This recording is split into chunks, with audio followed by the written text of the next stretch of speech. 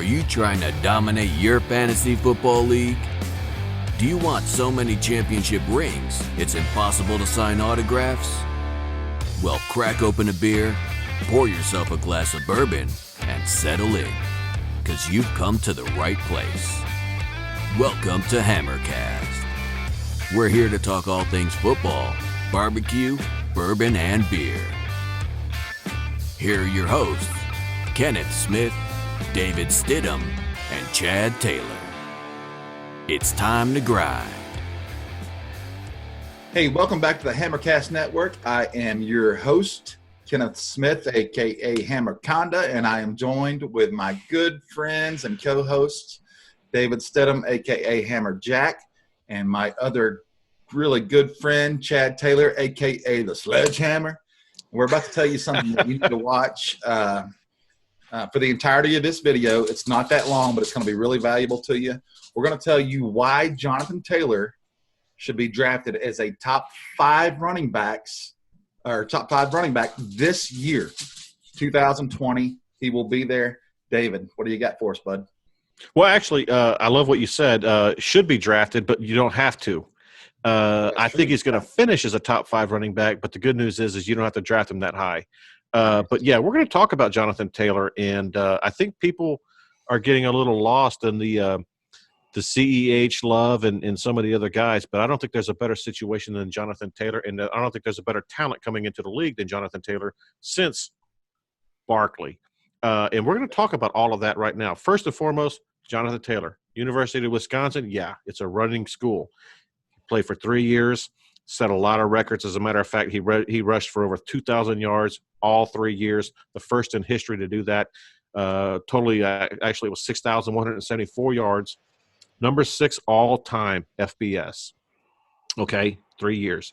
What's really interesting is he's number 1 all-time FBS for someone in 3 years. In other words, no other running back in college football history in 3 seasons ran for 6,000 yards. And so it's very impressive. He also ran for 55 touchdowns. And we're going to talk a little bit about this. He had 5 touchdown receptions as well last year. Yeah. And so, but when you look at 6.67 yards per carry, playing in the Big Ten, that's big time. And the Big Ten definitely has some strong defenses. And they have now, obviously, I know Chad we were talking about this earlier. The offensive line there is pretty impressive. Yeah. They've kind of got a knack for having running backs that churn a ton of yards. You go back all the way to, Ron Dane, right. They've got that history. Melvin Gordon, Ron Dane. I mean, there's a ton of them. Yeah, but here's the interesting thing. Everybody keeps saying, well, they got the best offensive line in football. You know what they do? Not the best, but last year they were 15th. They weren't top 10, top 12. They were 15th overall. As a matter of fact, they only had one returning starter from the year before. And so, but it's still, when you're a top 15 offensive line, yeah, you're going to have that. But what you're able to do with that also means a lot. So he's 5'10", 226 pounds, which is the perfect ideal size to be a running back. But when you look at his measurables, a 4.39 40, I don't even think any of the scouts were anticipating a sub 4.4. Okay, that is faster than he ran that faster than all the big players right now. I mean, he was faster than Barkley. Okay, faster than Zeke, faster than a lot of big players. And so that size with that speed combination, he was in the 98th percentile in 40. He was in the 99th percentile in speed score. He had a 7-second 3-cone drill. I mean, he just crushed everything at the combine. He even did 17 reps on the 225. Now, that's not the highest of all the running backs, but it's right there. He had the second highest, and I know a lot of people don't care about this. He had the second highest Wonderlic score for all the running backs. And believe it or not, do you guys know who had the highest Wonderlic score? It wasn't Vince Young from years ago. No, but I know you guys love this guy. The number 1 Wonderlic score for running backs this year was A.J. Dillon himself. Oh, wow. We're going to do a he had whole a 30. on A.J. Dillon. All right. I'm going to go Keyshawn Vaughn. But don't get me started. Okay. Don't get me started. Right. And so, but anyway, so you got a guy that in college, and here's what I was going to get to. Last year, He caught 26 balls, 252 yards, and 5 touchdowns. And they say that he's got amazingly soft hands. I know he had some fumbling issues, but he proved that he could be a pass catcher. As a matter of fact, this is something that not a lot of people know about. His actual target share rating for the team target share rating was over 10% last year. That's a team that just doesn't throw the ball. They don't have to, but when they do, they made him a major part of the game plan, And so, as a matter of fact, when you look at Zeke in college, Zeke's team target share was 8%. So he had a higher college target share in receiving than Zeke did. And so, that's something that people don't think about. And how's that going to translate to the NFL? Well, we're going to see about that. But I do believe that he can catch the ball when he's asked to, and he can get it in the end zone. I don't think he has to. I don't think he has to be a top 5. Well, actually, we're going to get to that too. I mean, you look at Barkley, what he did a couple of years ago. He finished as a wide receiver 13 overall if you don't even count his PPR scores, just in his rushing and his touchdowns. And I know, Kenneth, you're going to talk about some of the historical years by some of the rookies in the past. And so, but when you look at his strengths, I mean, he's got the natural ability to follow blocks and allow holes to open to him. He's a natural runner. He knows how to run behind a good line. He knows how to be patient. But one of the also things that I really love about him is his character. Strong character, very smart. He's a great leader. As a matter of fact, the team actually voted him as the most humble player on the team, and that's the kind of guy that I want on my team. One other thing that's important to know that I know a lot of you guys go to Player Profiler, and it's a fabulous website, and they do a lot of really good things. His dominator rating was a 41.8. 40. If you hit that 40 benchmark, it's excellent. Okay. No, we know, but yeah.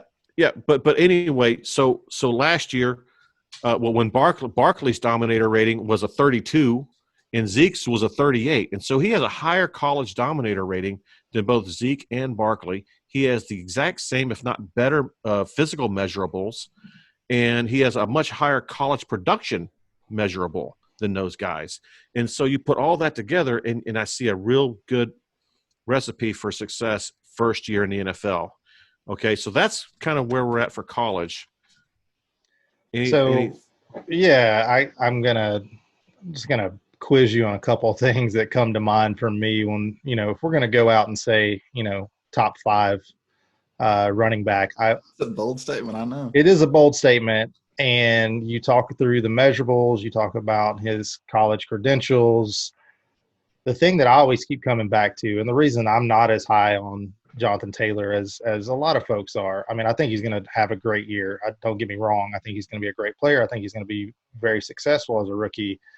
But with all of those things, all those great points you made, why was he not a first-round pick, right? Like, you talk about, you're making comparisons with Saquon, and you're making comparisons with – That's true. These guys Zeke. are top 5 picks. Those guys went off the board quick and fast, and I feel like there's a reason that they feel, they were hesitant to feel that way about Jonathan Taylor. I've got and the other thing I'm going to bring up there is, like, 3 seasons with Wisconsin, all that yardage comes with a ton of carries, right. And I'm pretty sure his injury history was really good as well. He wasn't injured. That's why he was able to rack up that many carries. Right. So let me handle that one first. First and foremost, his college production, that's 6,000 yards. That's a lot of wear and tear and on a body. But here's the way I look at it. He had 6,000 yards in 3 seasons, but he never had an injury. Okay. Mm-hmm. So I look at that as a positive, as somebody who can handle the rigors of being a primary bell cow. But here's what's interesting. I did a little research, and I looked at some of the all-time rushing attempt leaders, and thought about what kind of careers they had. There's some pretty interesting names. Yeah, college. Yeah. You heard of Tony Dorsett? Never heard of him. He had like 200 more carries than Jonathan Taylor did. and he had an amazing long-term career. Ricky Williams, Herschel Walker, Thurman Thomas, LaDainian Tomlinson, Marcus Allen, Michael Turner. All these are names that had more carries in college than Jonathan Taylor. And they had amazing Hall of Fame type careers. They all have the same type of measurables as Jonathan Taylor, and the fact that they were able to play without, as a bell cow, without getting dinged up with a lot of injuries. No, that's legit. And so I think that's a real positive. As far as the draft, why do you get drafted? Every draft is unique. There were so many strong running backs in this draft. Well, not only that, I mean, they didn't have to. They didn't have to take him that early. No, and we're seeing a shift in the way teams are drafting now, based on availability, and the way the draft fell this year with Akers, with Swift, with Taylor, with CEH, with Justin Vaughn. There's a whole lot of good players. J.K. Dobbins. I mean, think about that. There's 6 or 7 legit running backs, and there's only 32 slots in that first round, and there's a lot of other team needs, especially on defense. And so, I feel like he fell as the second running. Obviously, they moved up to get him. He was the second running back, and but I do feel like if it was based on with the volume in the draft itself, he could have been easily a first round. You know what? Here's my guess. My guess is that in a year or two, maybe even in a few months, everybody's going to say, why the hell didn't we get Jonathan Taylor?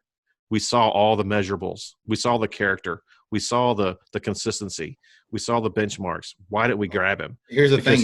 I think he's going to ball. Well, here's the thing to me. Somebody's going to wish they drafted him in the first round to get that 5th-year option. Yeah, and, absolutely. Going into a few picks later. Round, going into that second round, that takes that 5th-year option away. Yeah. And somebody's going to be kicking themselves that they didn't take him. Right. Whatever. But anyway. Good stuff. So anyway, we talked about his college production, and I think everybody understands where that is and where his measurables are, his size and all that, his speed scores. Let's talk about the Colts. Yep. Okay. Specifically, I want to talk about Marlon Mack. Okay. Marlon Mack was their running back. He's a 4th-round pick a couple of years ago. They're really high on him. And but when I looked at him side by side, there's not a single metric that Marlon Mack has that's even remotely close to what Jonathan Taylor is. In other words, Taylor is a better pass catcher. Marlon Mack's not a good pass catcher. He's a better athlete. He's more explosive. He's bigger. He's stronger.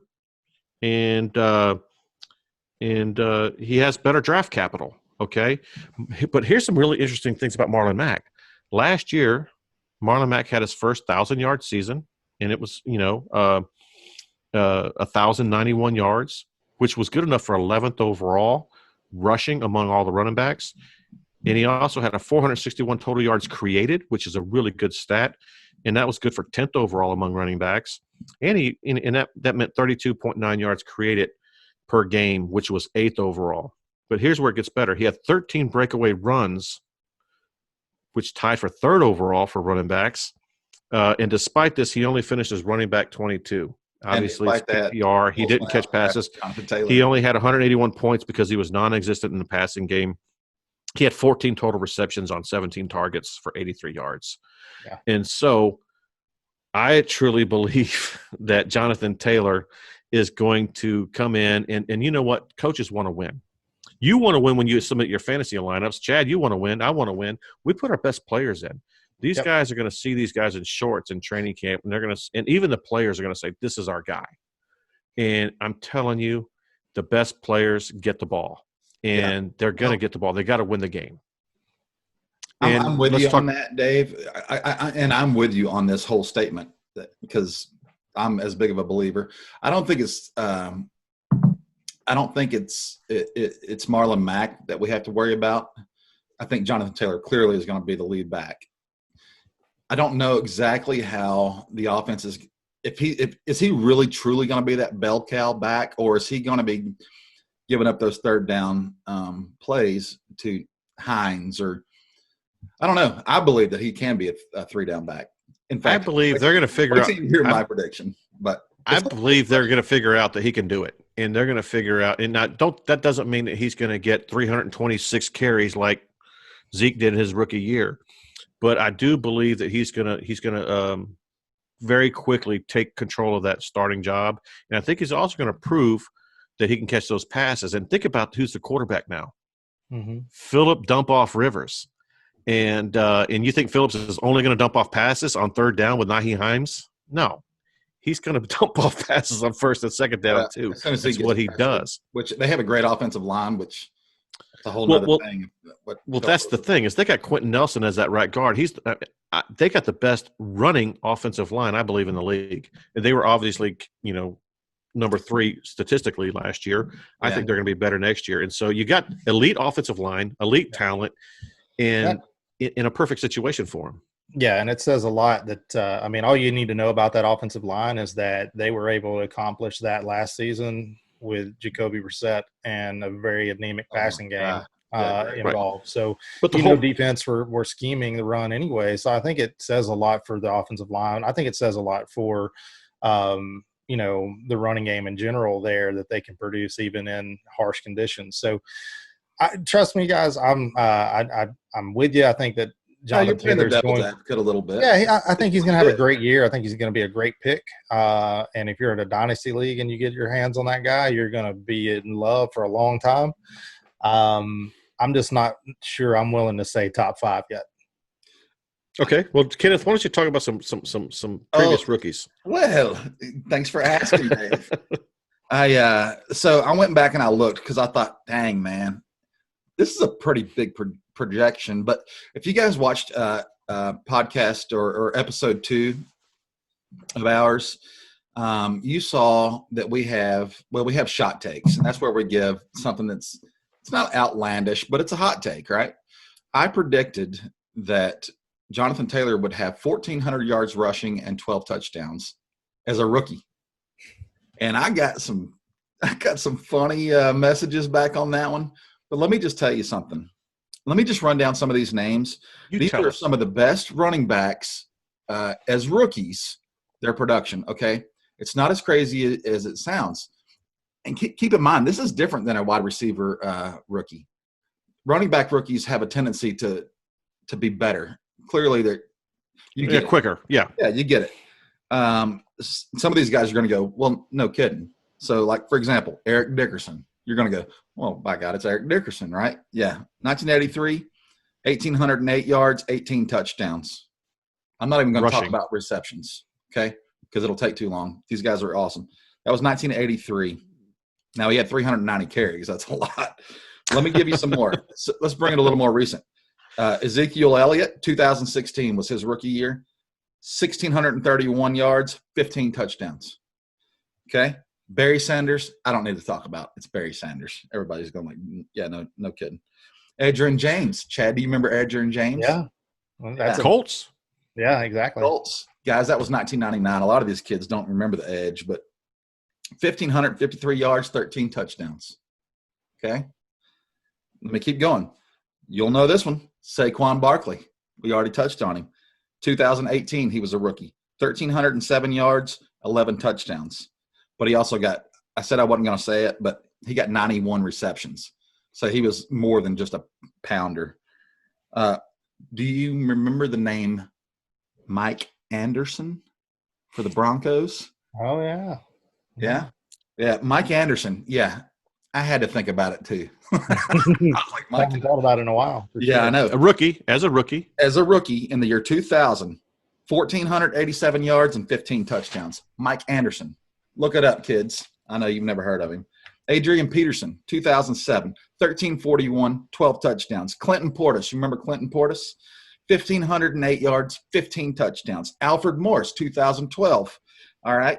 1,613 yards, 13 touchdowns. Curtis Martin, great career. 1,487 yards, 14 touchdowns. Tell me I am insane, guys. Jonathan Taylor is going to crush that. Jonathan Taylor has better measurables than almost all those guys. He's got a better offensive line than almost all those guys, and he's in a better situation. I just read down at least 10 guys. Half of them these kids have never heard of. Trust me. I'm seeing projections on Jonathan Taylor at 900 yards with 8 touchdowns, and it baffles my mind how they're not seeing this kind of guy, what his talent skills are, what he's done, his production, all of those things.